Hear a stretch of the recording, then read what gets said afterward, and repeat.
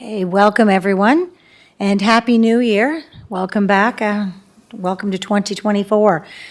So I will call the meeting to order. And let me back to my agenda here. All right, do we have any declarations of conflicts today? Deputy Mayor, this is Jackie Stamen calling in. I have a conflict with item 1 on the agenda, the Malpeck Road application. Okay, certainly. So when we get to the Hidden Valley application, you can just recuse yourself. Thank you, Jackie. Thank you. Anybody else? Okay. So can I have an approval of the agenda? Moved by Bobby Kenny, seconded by Councillor McCabe. All those in favor? Jackie? In favor. Okay, thank you. Now, can I get an adoption of the minutes that are in your package? Okay, moved by Paul Conley, seconded by Basil.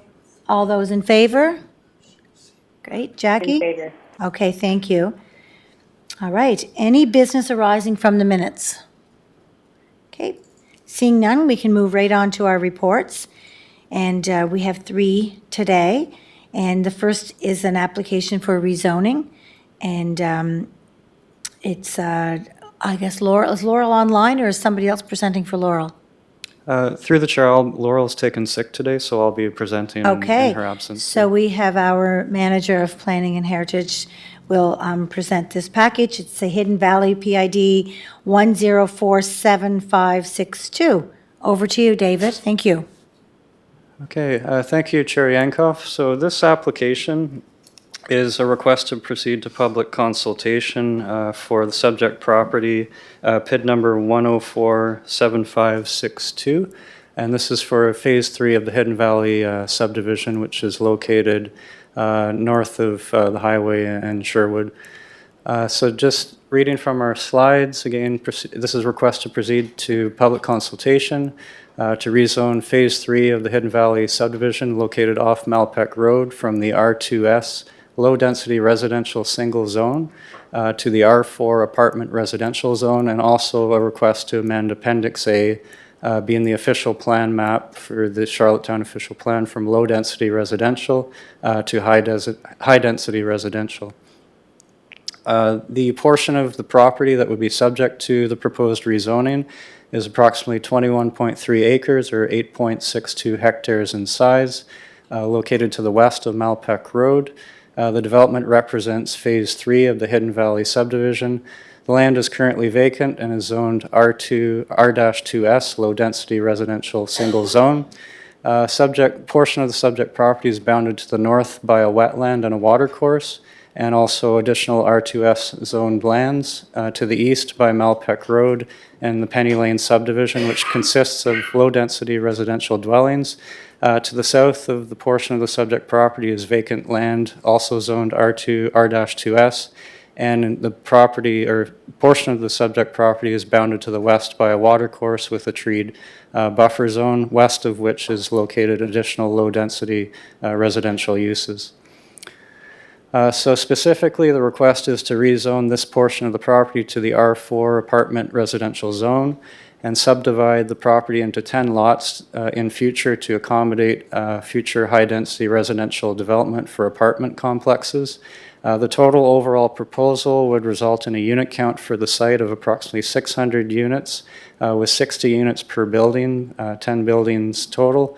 Total density based on these figures for this portion of the property would amount to approximately 70 units per hectare. So that's also 70 gross units per hectare. That would account for any internal amenity and roadways as well. So this is an aerial view of the subject property previously described. And these are the concept plan of subdivision plans that have been provided to the city at this point that illustrate the proposed internal road network and the parcels to accommodate the future development. These are concept site plans which show the proposed layout of the buildings, internal road network, amenity areas, and parking lot areas. These have been prepared by Sable Architecture. And here are like an isometric view showing some of the building elevations of the concept plan for Phase 3. And then here are full architectural renderings showing the relative scale of the proposed buildings and their elevations.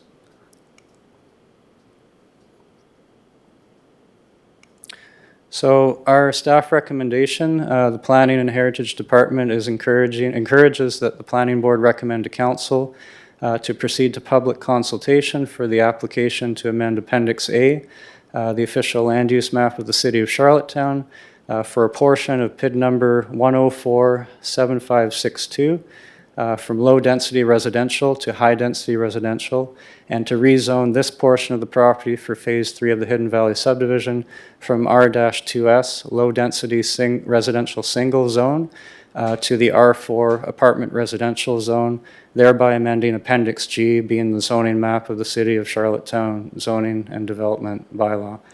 So that is a summary of the proposal and request and our recommendation to Planning Board. Thank you. Thank you very much, David. Does anybody have any questions?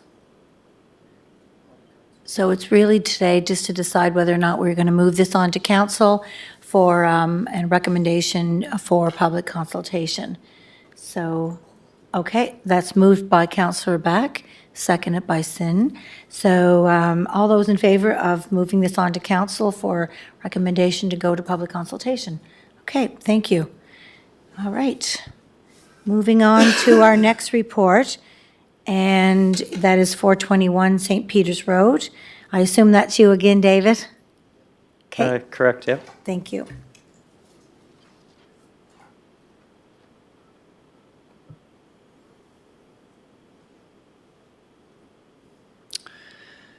Okay, through the chair, members of Planning Board, the following is a request to proceed to public consultation concerning a site-specific amendment for the subject property municipally addressed as 421 St. Peter's Road, being PID number 464586.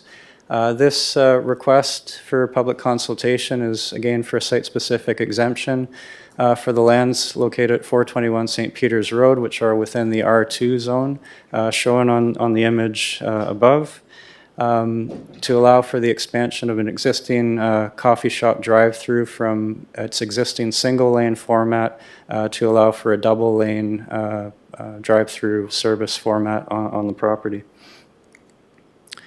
And this being an aerial view of the property, subject property in question, I'll just note for members of the board that since this photo was taken, there have been some changes on the site. Specifically, the roundabout that's ghosted in here is in fact physically there today. As well, there's a parking area to the southwest of the site where a former structure used to exist that forms additional parking area for the existing gas station.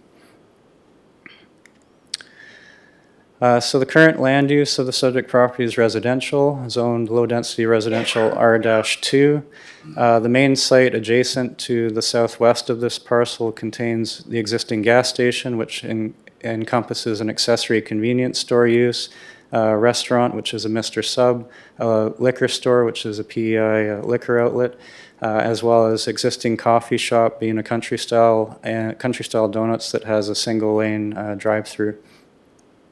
The location is surrounded by low-density residential uses that are predominantly within the R-1L and R-2 zone, mainly being single detached and semi-detached units.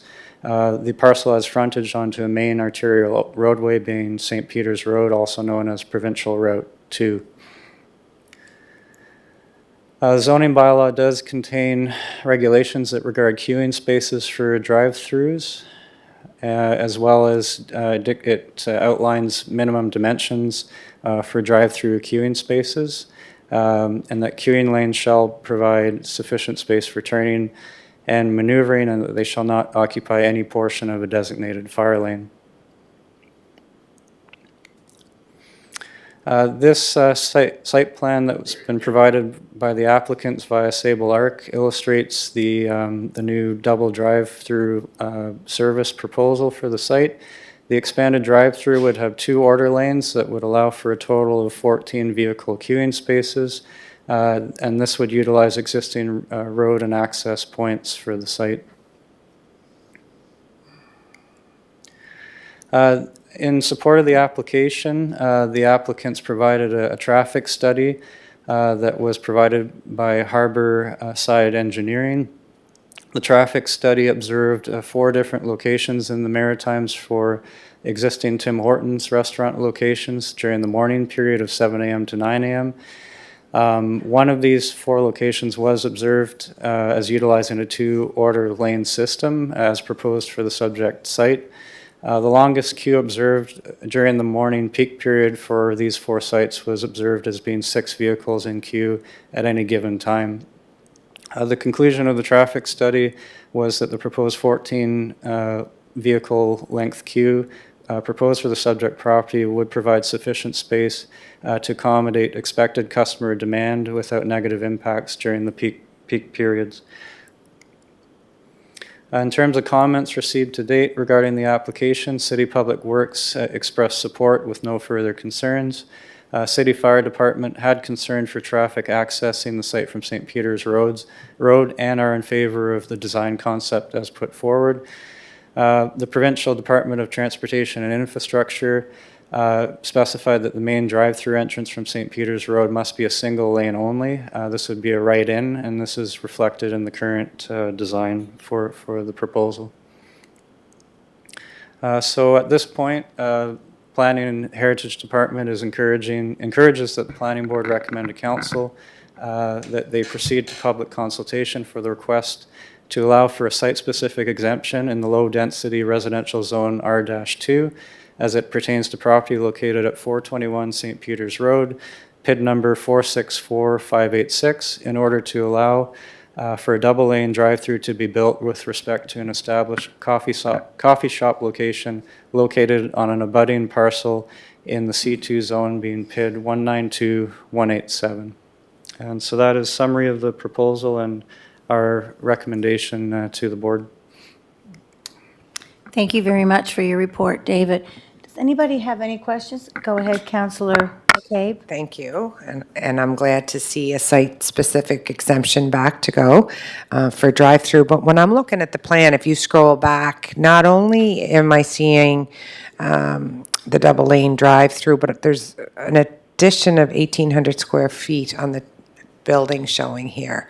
Is that part of this rezoning application, or is that an as-of-right based on what they have existing right now? See it right there? So yeah, and a proposed 1,800 square foot addition, is that part of requiring more site-specific, or is that within their current right with what's zoned there right now? And I'll wait for that answer and I'll have a follow-up. Okay. Through the chair, thank you, Councillor McCabe. It's a good question, and given the zoning that applies to that portion of the site, they would be permitted that expansion as of right. It's not it's not directly part of the exemption request. The exemption request is to allow for the drive-through expansion on the R2 zoned lands, not, it does, in essence, it does feed into their ability to just economically justify that expansion perhaps. But in terms of a land use right, they are within their rights to expand that building currently under the zoning that applies to that. I think I want residents to understand, because I know there are some watching, is that by rezoning this piece of land for, I'm assuming, Tim Hortons, is they're going to have more income, which will help offset the cost, but they don't have to come to us to look to expand this. They have that right to expand that 1,800 square foot as of right on their building. Through the chair, Councillor McCabe, that's correct. Okay, so basically we're looking at a very small piece to rezone for a site-specific to allow for the double-lane drive-through, and it will not allow any other permitted development or growth. No? Through the chair, Councillor McCabe, that's entirely correct. That's the nature of the request, is that they can create a drive-through on lands that don't otherwise currently allow for it, and that's simply the That's what it'll be permitted for. confines of the request, yeah. Yeah, I've had both positive feedback and negative feedback, so I'm certainly in favor of moving this to public consultation and supporting staff's recommendations so we can hear from everybody. Thank you. Thank you, Councillor McCabe. Anybody else? Go ahead, Basil. Excuse me, through the chair, the first entrance as you're coming in on the St. Peter's Road. Sorry. Thank you. The first entrance as you're coming in down the St. Peter's Road, There's an entrance there before you actually get to the one that states that's the drive-through entrance. Would that be staying? Would that be required? Through the chair, Member Hambley, I'm just going to get the image back on the screen here for everybody. Right. So you're referring to this entrance here, No, the one to the right of that. to the right? Correct. Yeah, so that would be a right-in only, is our understanding for this drive aisle here.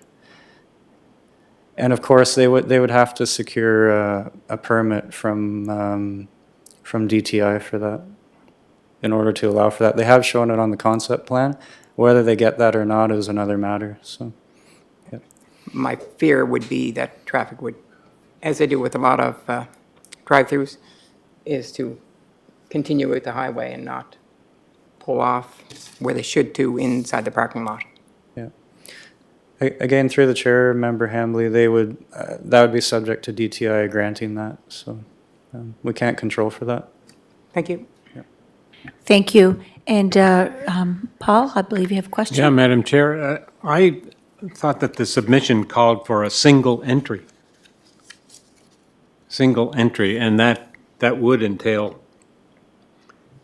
is the one on to the right that Hazel was talking about, that's not existing then, is it? Or is it? Through the chair, that entrance is not currently existing as far as I'm aware. This is part of the proposal for the new site development that would include the double drive-through service area. So again, any changes to access points along St. Peter's Road would have to be done through Department of Transportation and Infrastructure. They'd have to secure a permit from the province for that, so. But the whole pitch, Madam Chair, was made on the basis that there would be a single entry to the property. I'd be really concerned about having two entry points that close together. Three entry points. Pardon? That would be 3 entry points with the new addition. There's already 2. Well, there's one entry and one exit. Yeah, but people, They don't follow the rules. They don't follow the rules. Yeah. They're in and out wherever. which underscores, again, the importance of not having that third entrance. I mean, I think that should be recorded somewhere, and David, do you think that before, if council proceeds to public consultation, is this something that could be verified prior to the public meeting so that we can address that? Because I'm sure the folks coming to that meeting would be looking for an answer to see whether that third entrance point would be permitted by the Department of Transportation. Okay. Through the chair, well, to address the chair's question, the earliest that we'd be able to bring this to a public meeting would be Tuesday, January 23rd. That'd be the absolute earliest. That certainly, I think, would provide ample time to get a firm answer from the provincial DTI, Department of Transportation Infrastructure, on that. Ultimately, it's their corridor. It's up to them whether they would permit that or not, but we can certainly get some verification ahead of the public meeting. So. Great, thank you. And we'll be sure when I present to council next week at our monthly meeting of council that I'll let the councilors know as well that we should have that information for the public meeting. Great, thank you. Any other questions? So staff is recommending that we recommend to council that we proceed to public consultation. So do I have somebody to move that resolution? Okay, moved by Bobby Kenny. Do I have a seconder? Seconded by Councillor Beck. All those in favor? Jackie? In favor. Great, okay, thank you very much. All right, we can move on to our final report, and that is 199 Grafton Street. And I guess that's you again, David. Thank you, Chair Yankoff. Yes, it is. Okay, so I'll have to admit that this is maybe an unusual or out of the ordinary request that the board may see. But just to lay the context here, this request concerns property described as 199 Grafton Street, being PID number 342 790, and this is, as everyone I think is well aware, is associated with the Port House development that's been proposed by APM on this site. So this is specifically a request by APM to withdraw the site-specific exemption request from zoning that they previously filed with the city. And this is in order to allow the applicants the opportunity to formally address the policies of the city's official plan for the site and for the associated development that they put forward. Just to give further context, the location of the property located north of Grafton Street and also abutting Hillsborough, Prince Street, and Kent Street is further to the north of the subject property. So the development proposal that relates to the withdrawal request, as many are aware, is an existing site-specific exemption request, which is intended to facilitate construction of an 8-story, 158-unit apartment building, which would include 32 affordable housing units on the subject property. The image shown here has been provided by ATM, and it's one of the architectural renderings for what the building could and may look like. So some context, just this is background information so the board has greater awareness of what's brought us to this point in time. The original project was previously before the planning board in March of 2021, then received approval from council through a site-specific amendment that allowed construction of a new apartment building of up to 6 stories, which included bonus height. This again also went through IRAC and through the appeals process and was approved. The planning department more recently on August 25th, 2023, received a new request to increase the allowable built height on the property to 8 stories. This request was previously brought forward to both planning board and the design review board for consideration to move to a public meeting. Public meeting was recently held on November 28th, 2023 to consider feedback on the proposal. To this point in time, there's been no formal recommendation that has been provided yet to the planning board or council. As in further talks with the applicants, they've expressed the desire to withdraw the existing site-specific exemption request from zoning at this point in time, and the reason for that is to formally address the identified policies of the official plan that pertain to the site through a new and updated application. In terms of how the zoning bylaw applies to the specific withdrawal request, since the site-specific exemption request has already gone to a public meeting with council, this does trigger section 3.10.3 of the zoning and development bylaw with respect to the request to withdraw. Section 3.10.3 states that where an application has already proceeded to a public meeting, council is provided the authority to determine the disposition of the application and whether that request to withdraw should be granted. And to emphasize again, the reason that this is before you tonight is that the applicants do wish to withdraw their current site-specific exemption request so that they can be afforded opportunity to formally address policies contained within the official plan that pertain to the site through a new application that would come back to the planning board, the general public, and also council for consideration. So planning staff, I just want to acknowledge that the current policies of the official plan that apply to the site do not provide clear support for the proposal due to the physical scale that's been proposed. Staff, however, are of the opinion that the project has merit and strong potential for the downtown core from a housing supply perspective. On the basis of the potential to improve the downtown housing supply situation and to afford the applicants an opportunity to revise their request that the policies of the official plan can be formally addressed, planning staff are therefore encouraging that the request to withdraw the application be recommended by the planning board to city council at their next available meeting, which would be next Monday, January the 8th. So just to read our formal recommendation as written in our report, the Planning and Heritage Department encourages Planning Board to recommend to Council that with respect to Section 3.10.3 of the Zoning and Development Bylaw, that the applicants, APM Commercial Royal LePage, be permitted to withdraw their application, site-specific exemption request that concerns property located at 199 Grafton Street, PID number 342790, for which a public meeting was previously held on November 28th, 2023. So that is a summary of this request and our recommendation to the board, and I'd be happy to answer any questions that members may have. Thank you for that report, David. Does anybody have any questions? No? Oh, go ahead, Rosemary.